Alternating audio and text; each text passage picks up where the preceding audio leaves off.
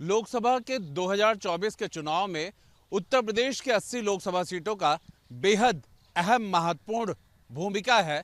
और वैसे भी कहावत है कि उत्तर प्रदेश की इन 80 सीटों के जीत के बाद ही दिल्ली की कुर्सी तय होती है।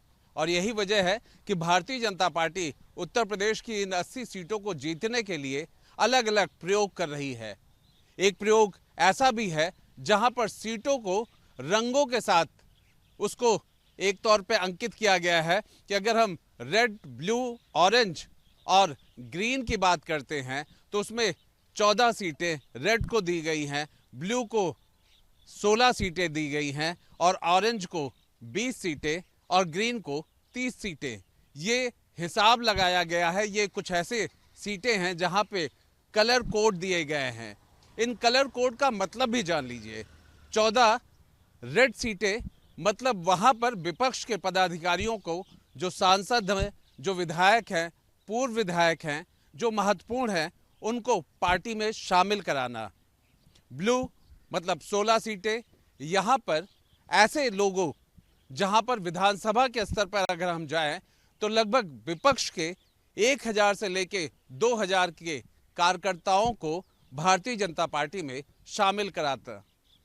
बात यहीं तक नहीं है, रेड ब्लू के बाद ऑरेंज आता है।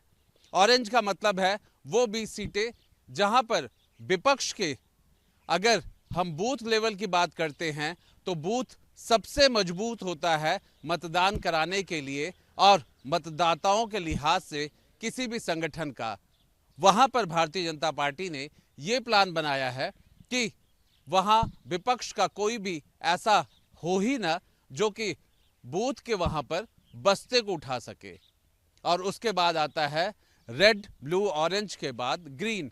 यहाँ पर 30 सीटें हैं और इन 30 सीटों पर सबसे महत्वपूर्ण है भारतीय जनता पार्टी अपने संगठन पर विश्वास जमा करके वहाँ ऐसे संगठन के पदाधिकारियों को ड्यूटी पे लगाना, चाहे फिर वो सांसद हो, विधायक हो, मंत्री हो और पार्टी के संगठन के बड़े पदाधिकारी जो वहाँ की ड्यूटी संभालेंगे। उस 30 सीटों पर किस तरीके से चुनाव जीते, ये है कलर कोड प्रयोगशाला।